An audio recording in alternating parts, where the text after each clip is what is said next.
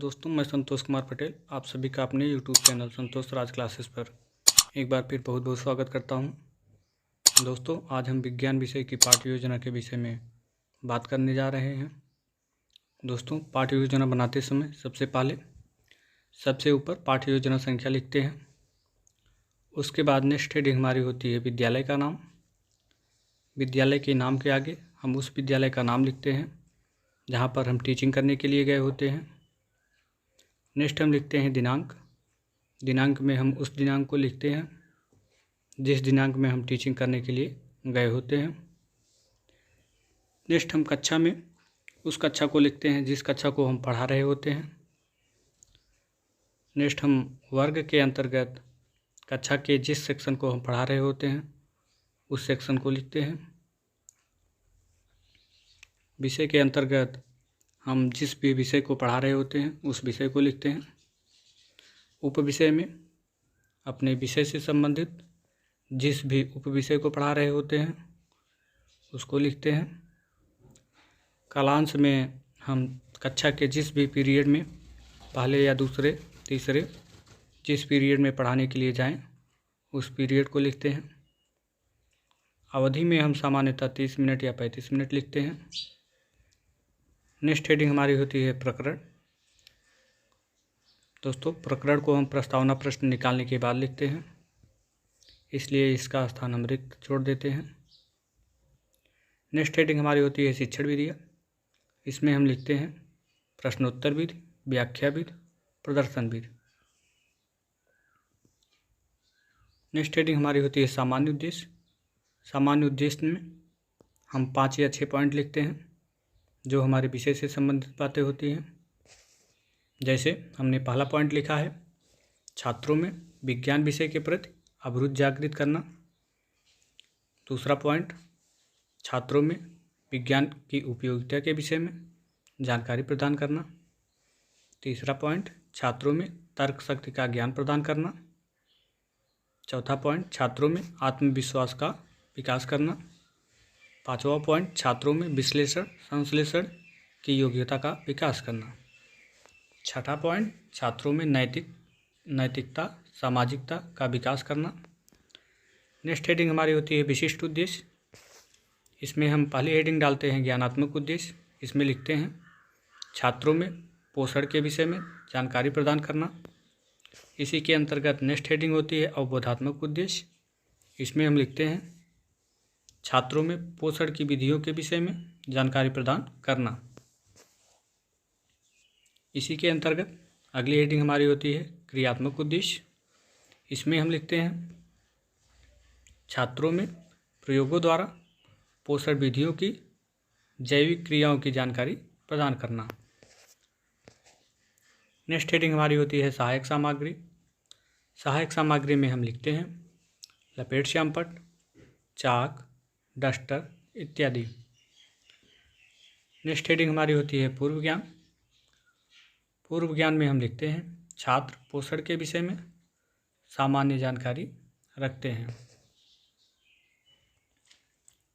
Next heading हमारी होती है प्रस्तावना प्रश्न। दोस्तों, प्रस्तावना प्रश्न में हम सबसे पहले 3 कॉलम बनाते हैं। क्रम संख्या पहला कॉलम, दूसरा छात्राध्यापक अनुक्रिया, तीसरा छात्र अनुक्रिया। क्रम संख्या में हम पहला पॉइंट डालते हैं। छात्राध्यापक अनुक्रिया में हमारा पहला प्रश्न होता है साइकिल चलाने में हमें किसकी आवश्यकता होती है। छात्र अनुक्रिया में हमें छात्रों द्वारा दिया गया आंसर मिलता है ऊर्जा। क्रम संख्या में दूसरा पॉइंट छात्राध्यापक अनुक्रिया में दूसरा प्रश्न ऊर्जा हमें कहाँ से प्राप्त होती है। छात्र अनुक्रिया में हमें उत्तर मिलता है भोजन से। क्रम संख्या में तीसरा पॉइंट छात्राध्यापक अनुक्रिया में तीसरा प्रश्न भोजन को जीवधारियों द्वारा ग्रहण करने की प्रक्रिया को क्या कहते हैं। छात्र अनुक्रिया में हमें कोई आंसर नहीं मिलता, इसलिए हमारा प्रकरण निकल कर आता है पोषण। नेक्स्ट हेडिंग हमारी होती है उद्देश्य कथन। दोस्तों, इसमें हम लिखते हैं बच्चों आज हम लोग पोषण के विषय में जानकारी प्राप्त करेंगे। नेक्स्ट हेडिंग हमारी होती है प्रस्तुतिकरण। प्रस्तुतिकरण में हम सबसे पहले 4 कॉलम बनाते हैं। पहला शिक्षण बिंदु, दूसरा छात्राध्यापक अनुक्रिया, तीसरा छात्र अनुक्रिया, चौथा श्याम पट्टकारी। शिक्षण बिंदु में हमारा पहला पॉइंट होता है पोषण। छात्राध्यापक अनुक्रिया में हम स्पष्टीकरण देते हैं। सभी जीवधारियों को अपने शरीर के निर्माण के लिए तथा विभिन्न जैविक क्रियाओं के लिए ऊर्जा की आवश्यकता होती है। यह ऊर्जा उन्हें भोजन से प्राप्त होती है, जिसे पोषक तत्व कहते हैं। जीवों द्वारा भोजन प्राप्त करने की प्रक्रिया को पोषण कहते हैं। छात्र अनुक्रिया में हम लिखते हैं छात्र ध्यानपूर्वक सुन रहे हैं। श्याम पट्टकारी में हम लिखते हैं जीवों द्वारा भोजन प्राप्त करने की प्रक्रिया को पोषक तत्व कहते हैं। छात्राध्यापक अनुक्रिया में हम नेक्स्ट हेडिंग डालते हैं अवबोधात्मक प्रश्न। इसमें हमारा पहला प्रश्न होता है जीवधारियों को ऊर्जा कहाँ से प्राप्त होती है। छात्र अनुक्रिया में हम लिखते हैं छात्रों द्वारा दिया गया आंसर भोजन से। छात्राध्यापक अनुक्रिया में हमारा दूसरा प्रश्न होता है जीवों द्वारा भोजन प्राप्त करने की प्रक्रिया कहलाती है। छात्र अनुक्रिया में हमें उत्तर मिलता है पोषण। छात्राध्यापक अनुक्रिया में हमारा अगला प्रश्न होता है पोषण की कितनी विधियाँ होती हैं। छात्र अनुक्रिया में हमें कोई उत्तर नहीं मिलता। शिक्षण बिंदु में हमारा अगला शिक्षण बिंदु होता है पोषण की विधियाँ। छात्राध्यापक अनुक्रिया में हम स्पष्टीकरण देते हैं। पोषण की मुख्यतः 2 विधियाँ होती हैं। पहला स्वपोषण, दूसरा परपोषण। छात्राध्यापक अनुक्रिया में हम पहला पॉइंट डालते हैं स्वपोषण। इसमें हम लिखते हैं अनेक जीवधारी अत्यंत सरल पदार्थों से अपनी भोजन सामग्री का निर्माण स्वयं करते हैं। इस प्रक्रिया को स्वपोषण तथा ऐसे जीवधारियों को स्वपोषी कहते हैं। स्वपोषी जीवधारी ही प्रकृति में भोजन का उत्पादन करते हैं और उत्पादक कहलाते हैं। पौधे वायुमंडल से कार्बन डाइऑक्साइड CO2 अवशोषित करके उसका हाइड्रोजन द्वारा अपचयन करते हैं, जिससे CO2 अपचयित होकर कार्बोहाइड्रेट में परिवर्तित हो जाती है।